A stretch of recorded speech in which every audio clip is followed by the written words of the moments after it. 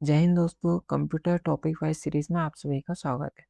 आज का हमारा टॉपिक 11 है, टाइप्स ऑफ वेबसाइट। ठीक है, वेबसाइट होती क्या है? ठीक है, वेब पेज का समूह जो एक डोमेन नाम के तहत कम से कम एक वेब सर्वर पर पब्लिश होता है। ठीक है, वेबसाइट वेब पेजेस का एक समूह होता है। ठीक है, क्या होता है? एक समूह होता है जो एक डोमेन नेम के तहत कम से कम एक वेब सर्वर में रखा जाता है। ठीक है, मान लो एक किताब है, उस किताब में बहुत सारे पेज हैं, तो एक एक पेज क्या होगा? वो वेब पेज होगा। ठीक है, वेब पेज होगा और सभी पेज मिलकर क्या बनाएंगे? वेबसाइट बनाएंगे। जैसे किताब बनाते हैं सभी पेज मिलकर, ऐसे ही सभी पेज मिलकर वेबसाइट बनाते हैं।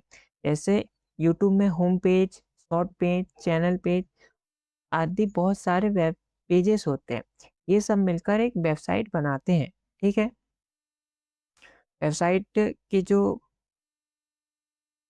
के कंपोनेंट्स, ठीक है, वेबसाइट के भाग। पहला क्या है? पहला है होम पेज। ठीक, होम पेज क्या होता है वेबसाइट में? वेबसाइट का पहला पेज होता है। ठीक है, जब आप किसी वेबसाइट को खोलते हो, ठीक है, तो सबसे पहले जो पेज दिखाई देता है उसे क्या कहते हैं? होम पेज कहा जाता है। ठीक है, जैसे कि यूट्यूब खोलते हैं तो सबसे पहले जो पेज खुलता है उसी का उसका होम पेज है। ठीक है, वो है यूट्यूब का होम पेज है जो सबसे पहले खुलता है। ठीक, फिर क्या है? डिज़ाइन। डिज़ाइन क्या होता है? वेबसाइट का कलर, लेआउट और फ्रंट आदि। ठीक है,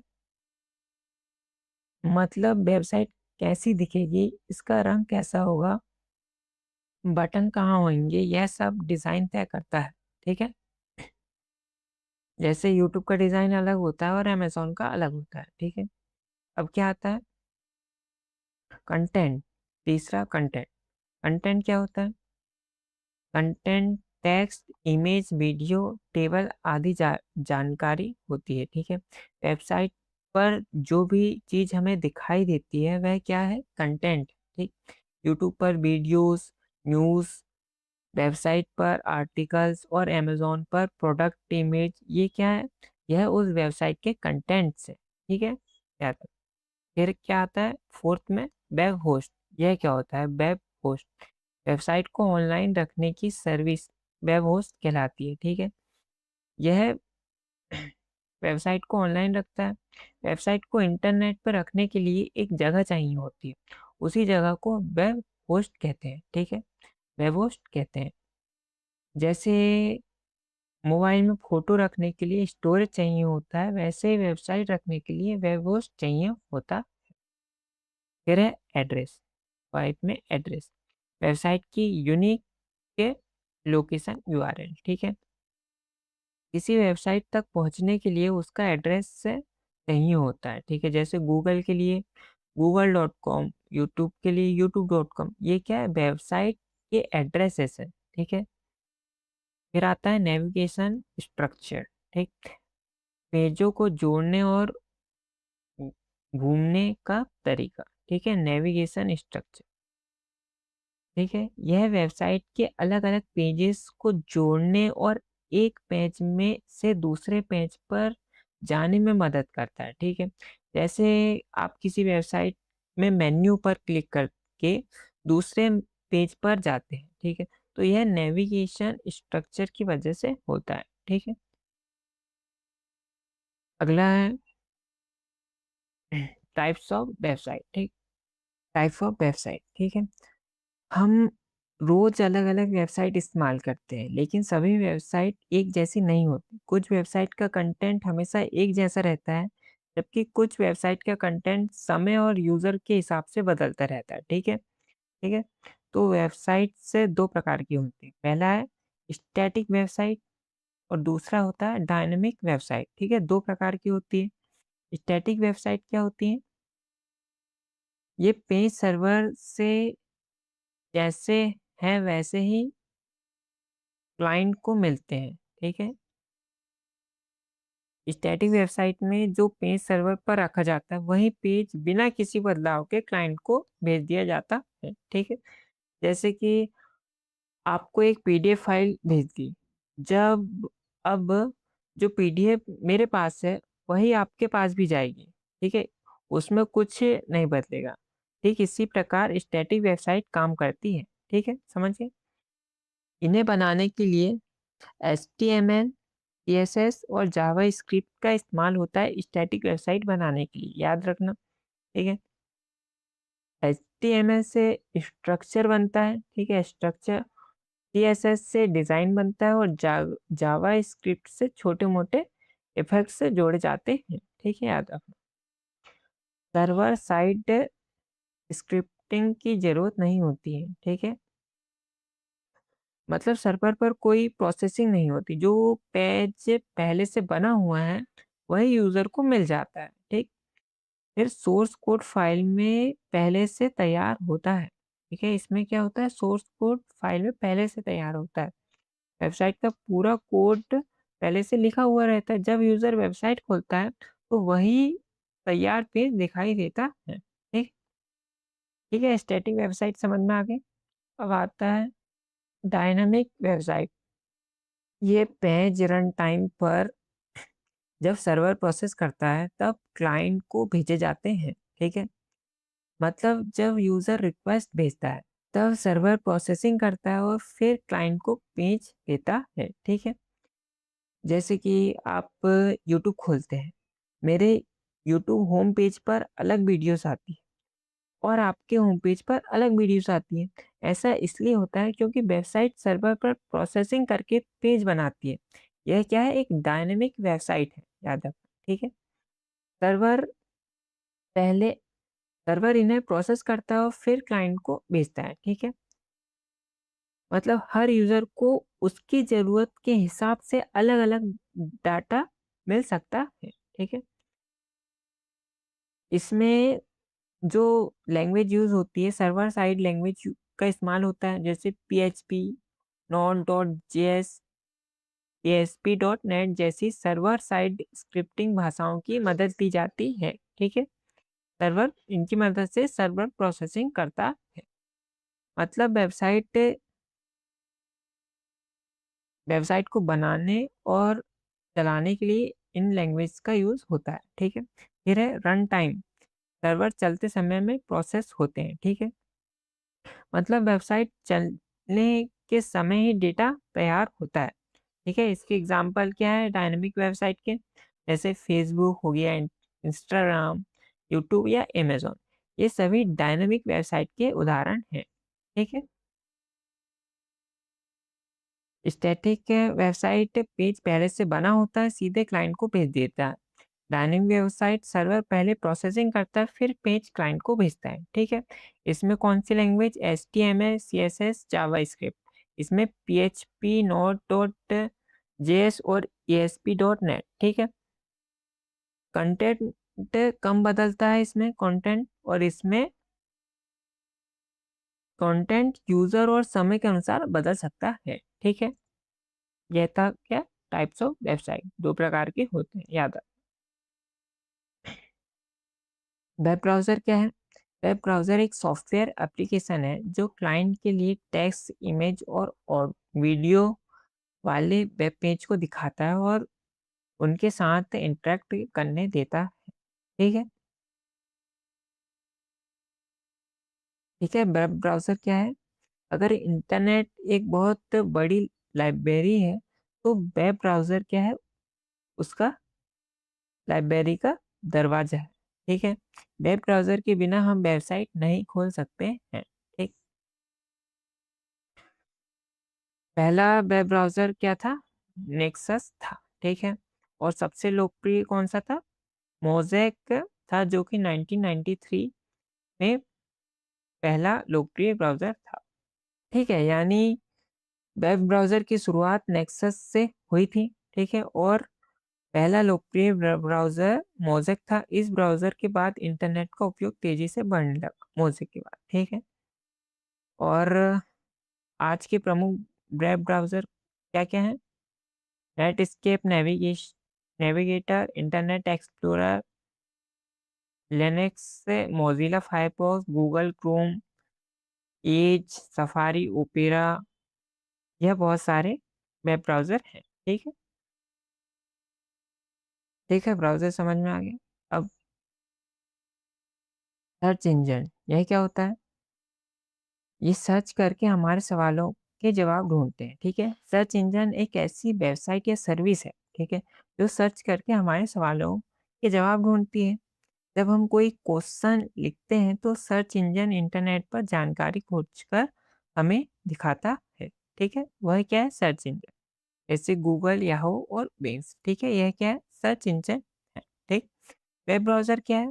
ये वेबसाइट को खोलने और देखने का काम करते हैं। ठीक है? वेब ब्राउज़र एक सॉफ्टवेयर एप्लीकेशन है जो वेबसाइट को खोलने का काम करता है। ब्राउज़र के बिना हम किसी वेबसाइट को नहीं खोल सकते हैं, ठीक है? इसके उदाहरण क्या है वेब ब्राउज़र के? गूगल क्रोम, मोज़िला फायरफॉक्स और ओपेरा, ठीक? गूगल क्रोम, ठीक? जब हम गूगल क्रोम खोलते हैं तो उसमें कई बटन्स और ऑप्शन दिखाई देते हैं। हर बटन का अपना अलग-अलग काम होता है, ठीक? पहला कौन-सा है? टैब, ठीक? टैब क्या करता है? टैब की मदद से हम एक ही ब्राउज़र में कई वेबसाइट खोल सकते हैं, ठीक है? फिर है back button, back, forward and refresh button. यह क्या करता है?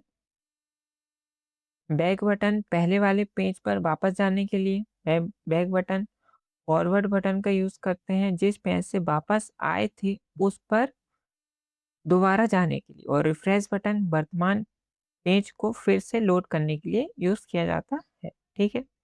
एड्रेस बार, ठीक है? यह क्या है? एड्रेस बार है। यह वह जगह है जहाँ वेबसाइट का एड्रेस या यूआरएल लिखा जाता है, जैसे google.com, www.google.com, www.youtube.com, ठीक है? इनको एड्रेस बार में लिखकर वेबसाइट खोली जाती है। फिर है गूगल सर्च बॉक्स, ठीक? यहाँ हम अपनी क्वेश्चंस लिखते हैं, ठीक है? क्वेश्चंस या कुछ और जो सर्च करना हुआ है लिखते हैं। फिर आता क्या है? फिर है सेटिंग, एक्सटेंशन और प्रोफाइल बटन, ठीक? इस भाग की मदद से हम ब्राउज़र की सेटिंग बदल सकते हैं, एक्सटेंशन जोड़ सकते हैं और अपना गूगल अकाउंट मैनेज कर सकते हैं, ठीक है? मेन्यू बार क्या है? यह मेन्यू बार,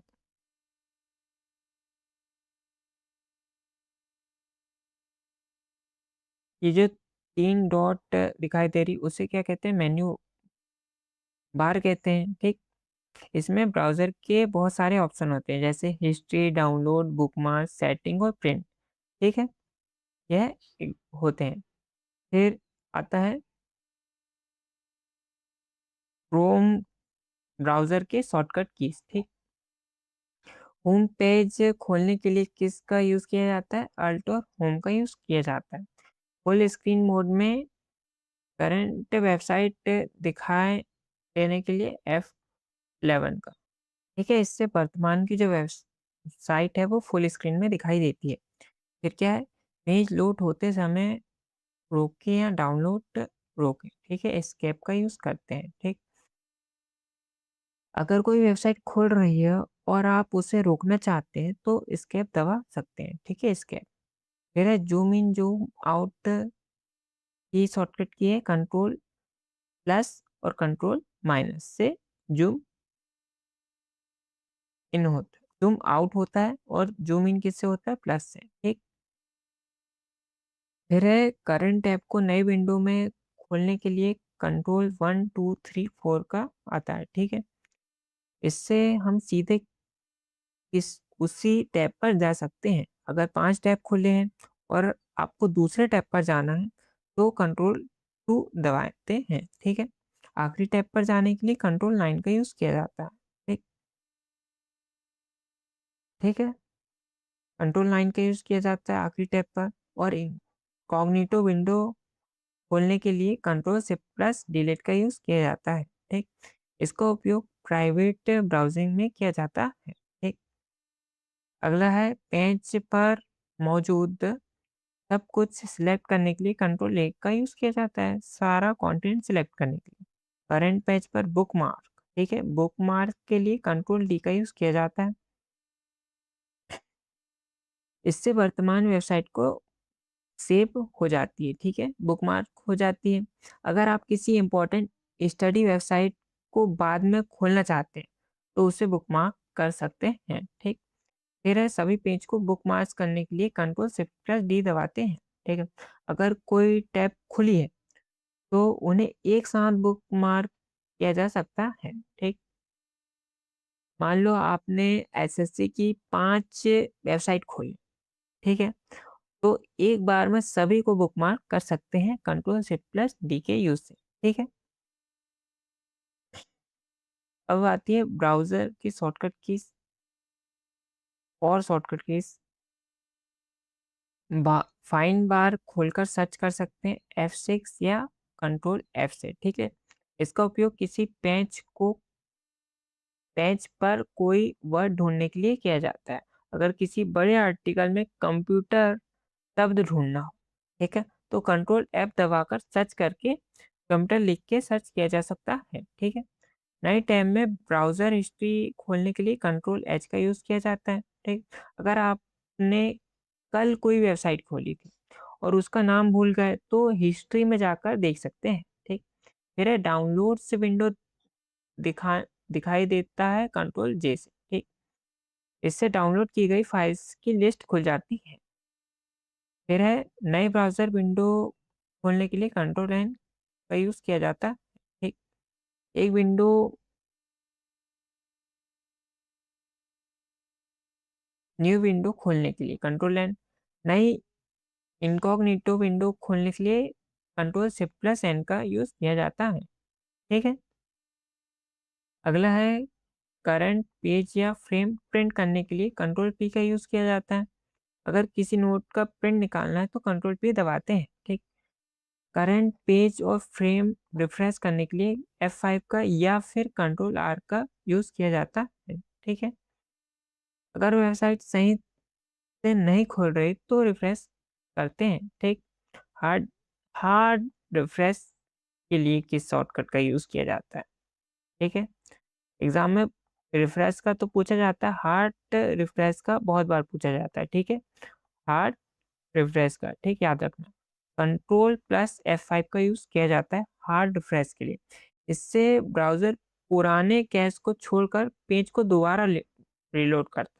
अगर वेबसाइट अपडेट हो गई है, लेकिन नया कंटेंट नहीं दिख रहा, तो हार्ड रिफ्रेश कर सकते हैं, ठीक है, कंट्रोल F5।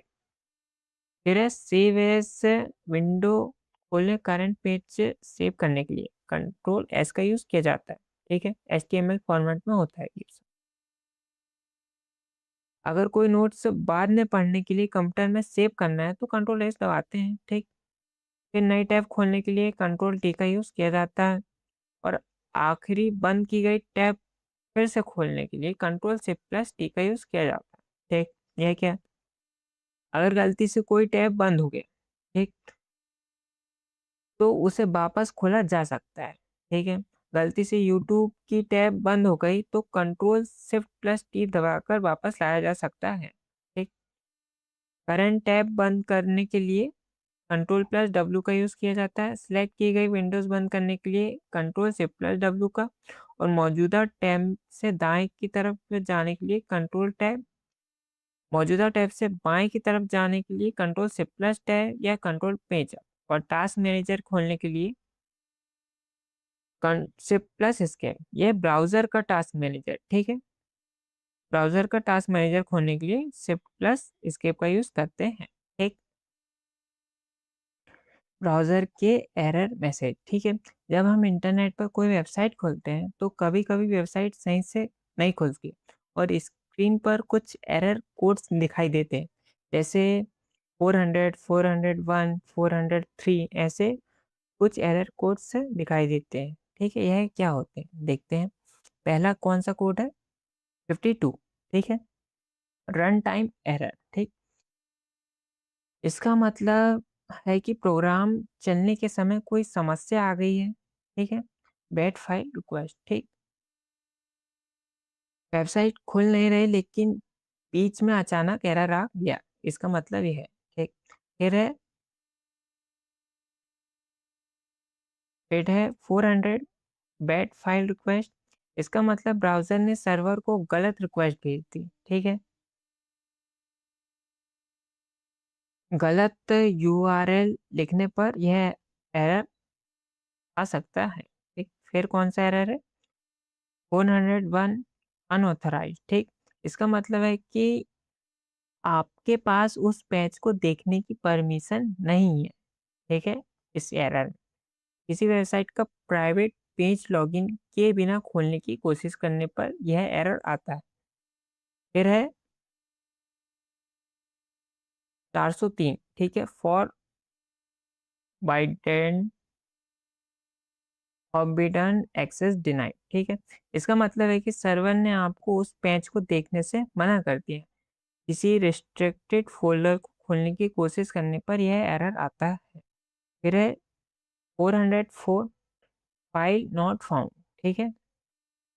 यह सबसे कॉमन एरर है। इसका मतलब है कि जिस पेज या फाइल को आप ढूँढ रहे हैं, वह सर्वर पर है ही नहीं, ठीक है? पर नहीं मिली, ठीक है? गलत लिंक पर क्लिक करने पर आता है, ठीक? फिर है 408 रिक्वेस्ट टाइम आउट, ठीक? ये क्या है? इसका मतलब ब्राउज़र ने रिक्वेस्ट भेजी लेकिन समय पर जवाब नहीं मिला। इंटरनेट बहुत स्लो होने पर यह एरर आता है। फिर है 500 इंटरनल सर्वर एरर, ठीक?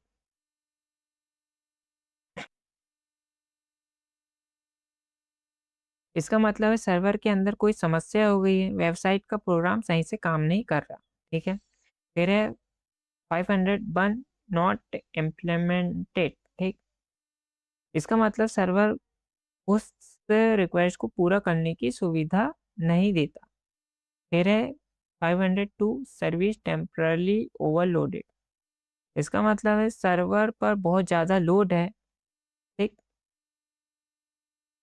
फिर है 503 सर्विस अनअवेलेबल, ठीक? इसका मतलब सर्विस अभी उपलब्ध नहीं है, ठीक? फिर कुछ और कॉमन एरर मैसेज होते हैं, ठीक है? पहला है बैड फाइल रिक्वेस्ट। यह क्या होता है? गलत रिक्वेस्ट भेजी गई। फिर है unable to locate host. Browser server को ढूँढ नहीं पा रहा है, ठीक? इंटरनेट कनेक्शन बंद है। फिर है होस्ट अनअवेलेबल, तो सर्वर इस समय उपलब्ध नहीं है। और connection refused by host, server ने कनेक्शन स्वीकार नहीं किया। और एरर ऑन पेज का मतलब है पेज में कोई एरर है, कोई खराबी है या स्क्रिप्ट एरर, वेबसाइट की स्क्रिप्ट या प्रॉब्लम की समस्या है। और रन टाइम एरर, प्रोग्राम चलने के समय एरर आ गया। और फेल्ड डीएनएस लुकअप, डोमेन नाम का आईपी एड्रेस नहीं मिल पाया, ठीक है? वेबसाइट एड्रेस से गलत टाइप कर दिया गया। फिर है फाइल कंटेंट्स नो डेटा, तो फाइल में कोई डेटा नहीं, ठीक? फिर है network connection refused by server. इसका मतलब सर्वर ने नेटवर्क कनेक्शन स्वीकार नहीं किया, ठीक है? यह थे क्या? एरर्स। अब आते हैं ब्लॉग्स। ब्लॉग्स को कोई व्यक्ति या छोटे ग्रुप द्वारा मैसेज मैनेज से किया जाता है। इसमें किसी एक टॉपिक जैसे फैशन, ट्रैवल, म्यूजिक, फिटनेस आदि पर आर्टिकल लिखे जाते हैं, ठीक है? मान लो किसी व्यक्ति को ट्रैवल का बहुत शौक है, वह अलग अलग जगहों पर घूमने जाता है और इंटरनेट पर लिखता है, वही ब्लॉग कहलाता है, ठीक है? किसी एक टॉपिक पर आर्टिकल लिखने वाली वेबसाइट को ही ब्लॉग कहते हैं, ठीक? फिर आता है चैट। चैट क्या है? इंटरनेट की मदद से लोग टेक्स्ट मैसेज भेजते और प्राप्त करते हैं, उसे चैट कहते हैं, ठीक है? जब आप अपने दोस्त को व्हाट्सएप पर मैसेज भेजते हैं और वह आपको रिप्लाई करता है, वह क्या है? एक चैट है, ठीक है? चैट के भी प्रकार होते हैं, इंस्टेंट, इंटरनेट रिले चैट और वॉइस वीडियो, ठीक है? अब इंस्टेंट तुरंत मैसेज भेजना और रिप्लाई पाना, ठीक है? और फिर है इंटरनेट रिले चैट, आवाज़ के माध्यम से बात करना जैसे व्हाट्सएप कॉलिंग। फिर है वीडियो चैट, वीडियो के साथ बात करना जैसे गूगल मीट या व्हाट्सएप वीडियो कॉल, ठीक है? फिर प्लेटफॉर्म क्या है, Yahoo Messenger, Google Talks, Facebook, Hike, WhatsApp, Telegram, Snapchat, Spike. तो यह क्या है, एक चैट के प्रकार। ठीक। अगला इंक्रिप्शन और डिक्रिप्शन। ठीक है, यह क्या है? ठीक है, मान लो आप अपने दोस्त को एक सीक्रेट मैसेज भेजना चाहते हैं, ठीक है, लेकिन आप नहीं चाहते कि कोई दूसरा व्यक्ति उसे पढ़ सके, तो आप उस मैसेज को एक सीक्रेट कोड में बदल देते हैं। इसी प्रोसेस को क्या कहते हैं, इंक्रिप्शन कहते हैं। ठीक है, इंक्रिप्शन में प्लेन टेक्स्ट, ठीक, प्लेन टेक्स्ट वह डाटा होता है जिसमें हम आसानी से पढ़ सकते हैं, जैसे जैसे किसी पासवर्ड या कंप्यूटर। यह एक प्लेन टेक्स्ट है। ठीक, यह क्या है, यह भी एक प्लेन टेक्स्ट है। ठीक। फिर इंक्रिप्शन, इंक्रिप्शन में प्लेन टेक्स्ट को सीक्रेट कोड में बदला जाता है। इस काम को पब्लिक की, ठीक है, पब्लिक की द्वारा उपयोग किया जाता है। इंक्रिप्शन के बाद जो सीक्रेट कोड बनता है, ठीक है, उसे क्या कहते हैं, उसे कहते हैं साइफर टेक्स्ट। ठीक है, साइफर टेक्स्ट कहते हैं। ठीक। फिर डिस्क्रिप्शन में सीक्रेट कोड को वापस ओरिजिनल मैसेज में बदला जाता है। इस काम में प्राइवेट की का भी उपयोग किया जाता है। ठीक है, मतलब जिस बॉक्स पर ताला लगा था वह सही चाबी से उसे खोल दिया जाता है। ठीक है, यह प्लेन टेक्स्ट हो जाता है, मतलब इंक्रिप्शन टू डिस्क्रिप्शन। ठीक। फिर है वीडियो कॉन्फ्रेंसिंग, लोगों की मीटिंग और बात करने की सुविधा देता है, और वो भी वीडियो के जरिए। ठीक है, प्लेटफॉर्म क्या है, Google Meet, Go To Meeting, Star Leaf, Spiky, Zoom, Microsoft meeting. यह क्या है, वीडियो कॉन्फ्रेंसिंग के उदाहरण। ठीक। सोशल नेटवर्किंग, दुनिया भर के लोगों को ऑनलाइन जोड़ने का तरीका, जहां लोग अपने विचार और आइडियाज शेयर करते हैं, जैसे फेसबुक, ट्विटर, गूगल, लिंक्डइन। नहीं, ठीक है, यह क्या है, सोशल नेटवर्किंग के उदाहरण है। इंस्टाग्राम। ठीक। फिर आता है इम्पोर्टेंट, ई बैंकिंग। ई बैंकिंग होता क्या है, ई बैंकिंग एक ऐसी सुविधा है जिसमें ऑनलाइन ट्रांजेक्शन किए जाते हैं, जैसे बिल पेमेंट, चैरिटी डोनेशन और मनी ट्रांसफर। ठीक है, इसके टाइप्स होते हैं, ई बैंकिंग के टाइप्स। पहला है मोबाइल और इंटरनेट बैंकिंग। ठीक है, इसमें मोबाइल ऐप या वेबसाइट की मदद से बैंकिंग की जाती है, जैसे बैलेंस चेक करना, पैसे ट्रांसफर करना, बिल पेमेंट करना। ठीक है, जैसे फोन पे, गूगल पे या बैंक ऐप से पैसे भेजते हैं, यह मोबाइल बैंकिंग। फिर है क्रेडिट कार्ड और डेबिट कार्ड। दूसरा है कार्ड की मदद से ऑनलाइन पेमेंट और शॉपिंग करना, जैसे आप अमेजोन में कोई प्रोडक्ट खरीदते हैं तो डेबिट कार्ड से पेमेंट करते हैं। ठीक। फिर है एटीएम, बैंक द्वारा दी जाने वाली ई बैंकिंग सर्विस है। एटीएम भी बैंक द्वारा दी जाने वाली सर्विस है। ठीक है, इससे पैसे निकालते हैं, बैलेंस चेक करते हैं और मिनी स्टेटमेंट देख सकते हैं। ठीक। फिर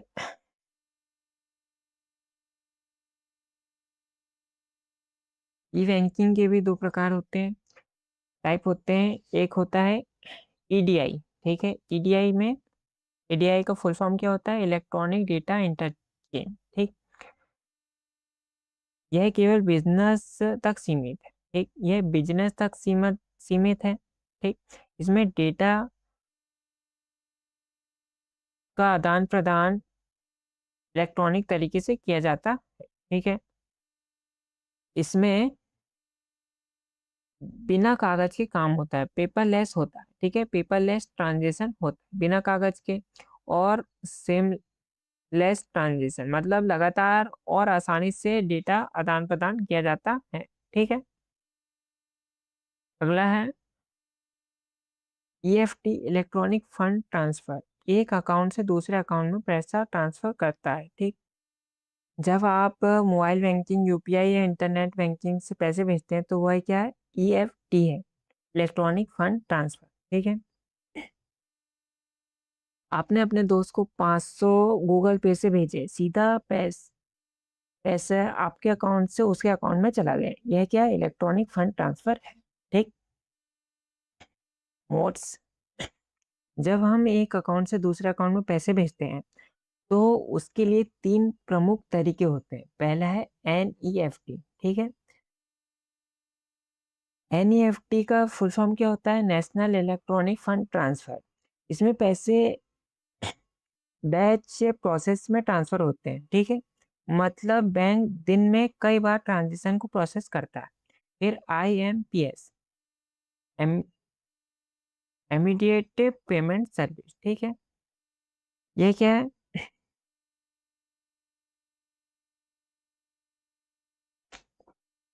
इसका फुल फॉर्म होता है इमीडिएट पेमेंट सर्विस। इसमें भी पैसे तुरंत ट्रांसफर होते हैं। ठीक है। फिर आरटीजीएस, यह इंपॉर्टेंट है। आरटीजीएस, ठीक। आरटीजीएस का फुल फॉर्म होता है रियल टाइम ग्रॉस सेटलमेंट। ठीक। आपने पैसा भेजा और प्रोसेसिंग होते ही पैसा सामने वाले के अकाउंट में चला जाता है। ठीक है। एनी, इसमें अंतर देखते हैं सब में। ट्रांजेक्शन का समय एनईएफटी में बैच प्रोसेस दिन में कई बार होता है। ठीक है, दिन में कई बार होता है। आरटीजीएस में रियल टाइम होता है, तुरंत होता है, और इसमें भी तुरंत होता है।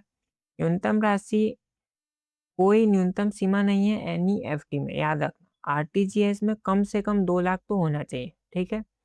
और आईएमपीएस में 1 रुपए तक भी होती है। ठीक। अधिकतम राशि, इसमें कोई सीमा नहीं है। आरटीजीएस में भी कोई सीमा नहीं है, और आईएमपीएस में 5 लाख तक की सीमा है। सेटलमेंट कुछ घंटे में रियल टाइम होता है, और यह भी रियल टाइम। ठीक है। यह बैंक पर निर्भर करता है, यह भी बैंक पर, और यह 24 घंटे 7 दिन काम करता है। कौन? याद रखना, आईएमपीएस। आरटीजीएस और एनईएफटी जब बैंक खोलेगा जब होगा। आईएमपीएस से कर सकते हैं। ठीक। 24 घंटे 7 दिन, याद रख। यूपीआई का फुल फॉर्म क्या है? Unified payment interface. भीम का क्या है? Bharat interface for money. NPCI का National Payment Corporation of India, याद रख। ठीक है। डेटा कम्युनिकेशन, दो डिवाइस के बीच किसी ट्रांसमिशन माध्यम जैसे वायर केबल के जरिए डेटा का आदान प्रदान किया जाता है। ठीक है। एक कंप्यूटर से दूसरे कंप्यूटर में इंफॉर्मेशन भेजना ही डेटा कम्युनिकेशन कहलाता है। ठीक। ट्रांसमिशन मीडियम से, ठीक, जैसे वायर केबल, इंटरनेट कनेक्शन। ठीक। जब एक डिवाइस से दूसरे डिवाइस तक डेटा भेजा जाता है तो उस प्रक्रिया में कुछ जरूरी पार्ट्स काम करते हैं। उन्हीं को डेटा कम्युनिकेशन के कंपोनेंट्स कहते हैं। ठीक है। पहला क्या है? मैसेज। ठीक। मैसेज वह डाटा है जिससे भेजा जाता है, जैसे टेक्स्ट, इमेज, वीडियो या ऑडियो। ठीक है। फिर आता है सेंडर। जो डिवाइस से व्यक्ति मैसेज भेजता है उसे सेंडर कहते हैं। आप अपने मोबाइल से व्हाट्सएप मैसेज भेजते हो, यहाँ आप मोबाइल सेंडर है। ठीक है। फिर है रिसीवर। रिसीवर, जो डिवाइस या व्यक्ति मैसेज प्राप्त करता है। आपने दोस्त का मोबाइल रिसीवर है क्योंकि वह मैसेज प्राप्त कर रहा है। फिर है ट्रांसमिशन माध्यम। ठीक। जिस रास्ते से डेटा एक डिवाइस से दूसरे डिवाइस जाता है उसे ही ट्रांसमिशन मीडियम कहते हैं, जैसे वायर केबल, इंटरनेट, वाईफाई या ऑप्टिकल फाइबर। ठीक है। फिर सेट ऑफ रूल्स क्या है? डेटा भेजने और प्राप्त करने के लिए कुछ नियम होते हैं, उन्हें ही क्या कहते हैं? प्रोटोकॉल्स कहते हैं। Set of rules, protocol. ठीक है। ठीक है, नियमों का सेट रूल्स प्रोटोकॉल कहलाता है। भेजने वाला सेंडर और ट्रांसमिशन माध्यम के थ्रू जाता है, और प्राप्त करने वाला रिसीवर। ठीक। अगला है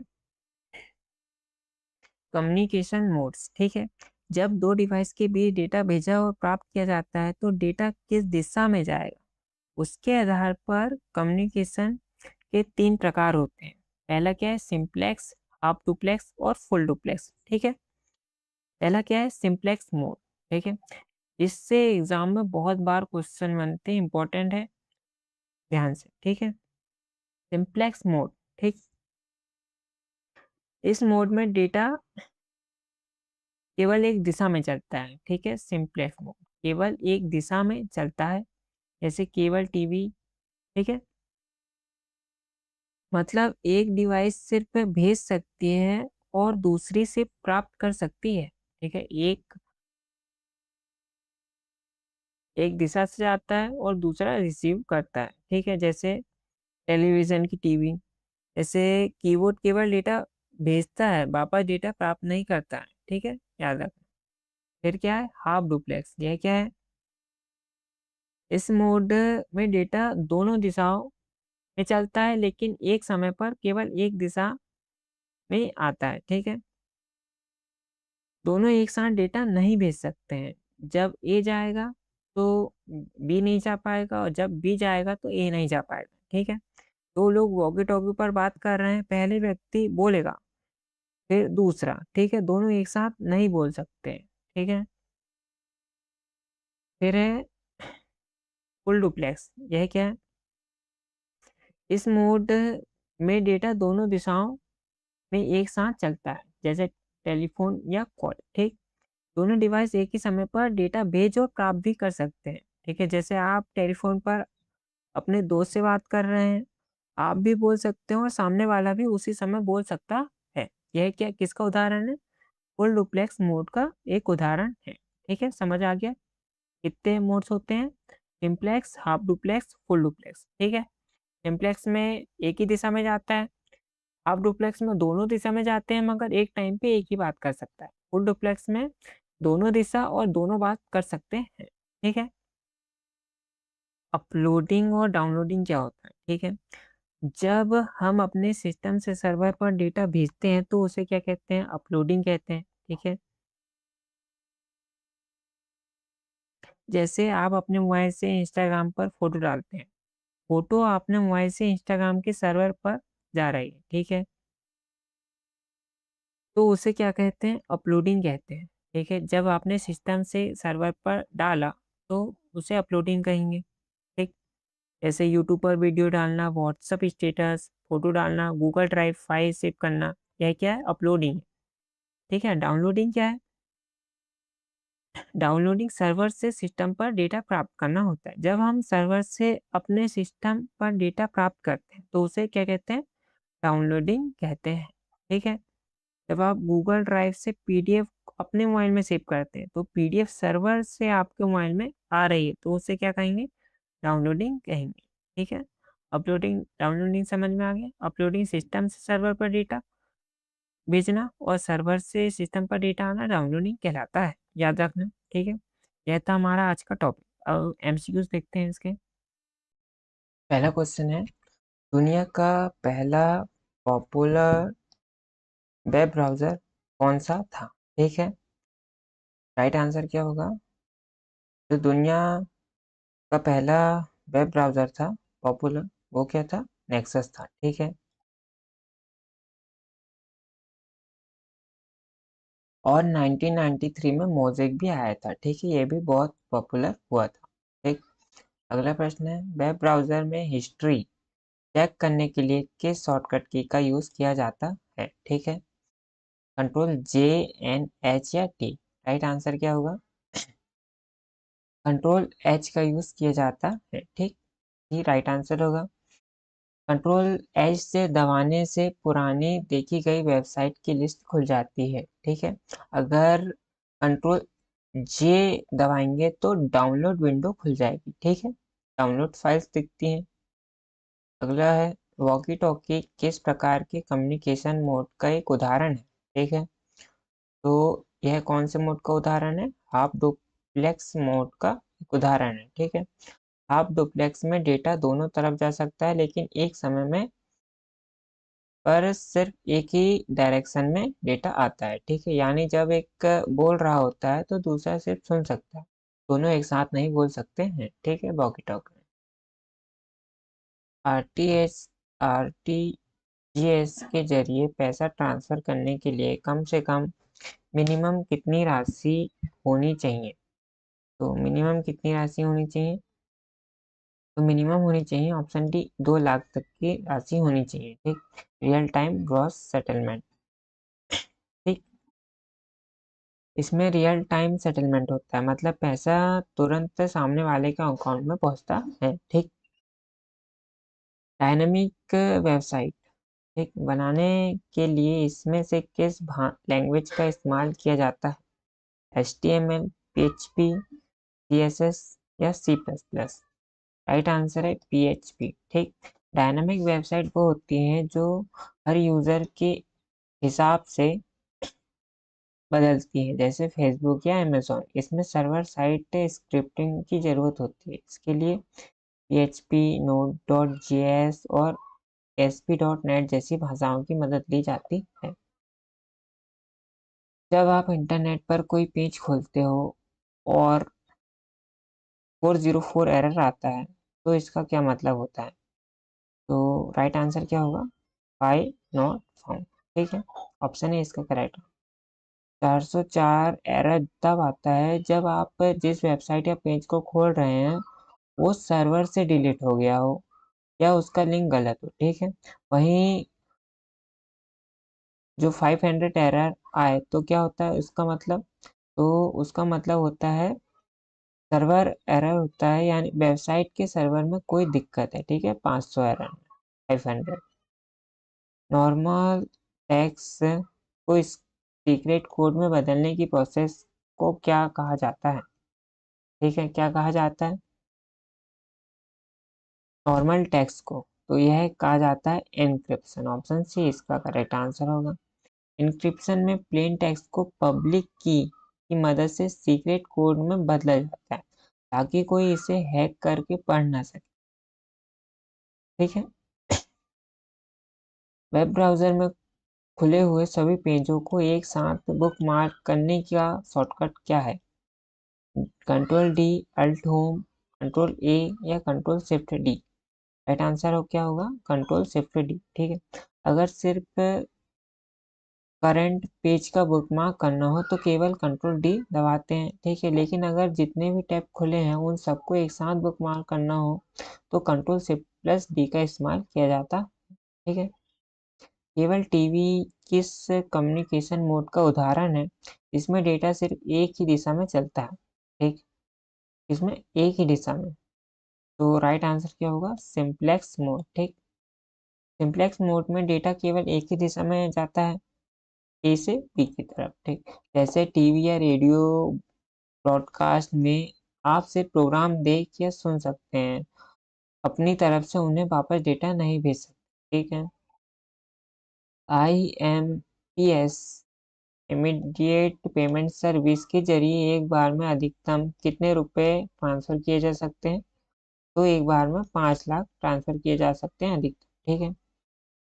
IMPS की सर्विस 24 घंटे 7 दिन चालू रहती है। इसमें कम से कम 1 रुपये और ज़्यादा से ज़्यादा 5 लाख का ट्रांसफर कर सकते हैं। ठीक है। और NEFT में कोई लिमिट नहीं होती है। ठीक है। कोई मिनिमम लिमिट नहीं होती है और ना ही कोई मैक्सिमम लिमिट होती है, याद रखना। ठीक। इसमें NEFT में ब्राउजर में गलती से बंद किए गए फास्ट क्लोज टैब को फिर से खोलने का शॉर्टकट की क्या है? तो राइट आंसर है कंट्रोल शिफ्ट प्लस टी। ठीक है। कंट्रोल टी से तो न्यू टैब खुलता है। ठीक। और कई बार काम करते हुए गलती से कोई इंपॉर्टेंट टैब का तो क्लोज हो जाता है तो कंट्रोल शिफ्ट प्लस टी दबाते हैं, उसको वापस ला सकते हैं। ठीक है। अगर बिल्कुल नया टैब खोलना हो तो क्या करते हैं? Control T. ठीक है। इसमें से कौन सा प्लेटफॉर्म एक सोशल नेटवर्किंग साइट का उदाहरण है? ठीक है। गूगल मीट और कट केप या जूम? तो फेसबुक, ट्विटर, लिंक्डइन और ओटा। ठीक। ऑप्शन बी, यह सोशल नेटवर्किंग प्लेटफॉर्म है। बाकी गूगल मीट, जूम यह सब नहीं है। ठीक है। यह क्या है? एक वीडियो कॉन्फ्रेंसिंग, मतलब मीटिंग के लिए यूज किया जाता है। ठीक है। कॉन्फ्रेंसिंग।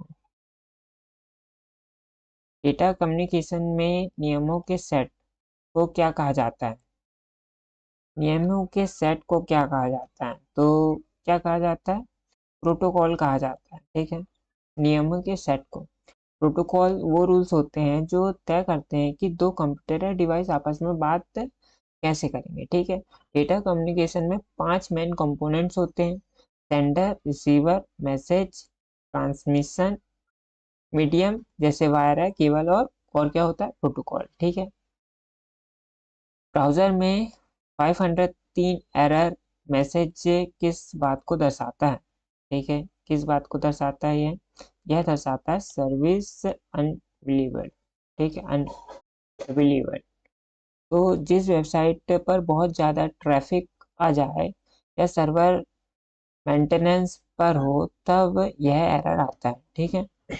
वहीं 401 एरर का मतलब क्या होता है, बिना लॉगिन परमिशन के एक्सेस करना होता है, ठीक है। किसी भी वेबसाइट की एक यूनिक लोकेशन होती है, जैसे क्या कहा जाता है, उसे क्या कहा जाता है, उसे एड्रेस यूआरएल कहा जाता है। यूआरएल का फुल फॉर्म क्या होता है, यूनिफॉर्म रिसोर्सेज लोकेटर होता है, ठीक है। जैसे www.google.com, वेबसाइट के पहले पेज को क्या कहते हैं, होम पेज कहते हैं, पहले पेज को, ठीक है। और सर्विस साइट को ऑनलाइन रखती है और उसे वेब होस्ट करती है, ठीक। स्टैटिक वेबसाइट बनाने के लिए आमतौर पर किस भाषा का इस्तेमाल होता है, स्टैटिक, ठीक है। तो यह HTML का यूज किया जाता है। स्टैटिक वेबसाइट क्या होती है, यह वो होती है जिसके पेज सर्वर पर जिसे सेव होते हैं यूजर को बिल्कुल वैसे ही दिखते हैं, ठीक है। जैसा सर्वर पे होता है वैसा ही यूजर को दिखता है। उन्हें बनाने में HTML, CSS या जावास्क्रिप्ट का यूज होता है। इसमें PHP जैसे सर्वर साइड स्क्रिप्टिंग की जरूरत नहीं होती है, ठीक है। वेब ब्राउजर को फुल स्क्रीन मोड में देखने के लिए कौन सी शॉर्टकट की का यूज किया जाता है, तो यह किया जाता है F11, ठीक है।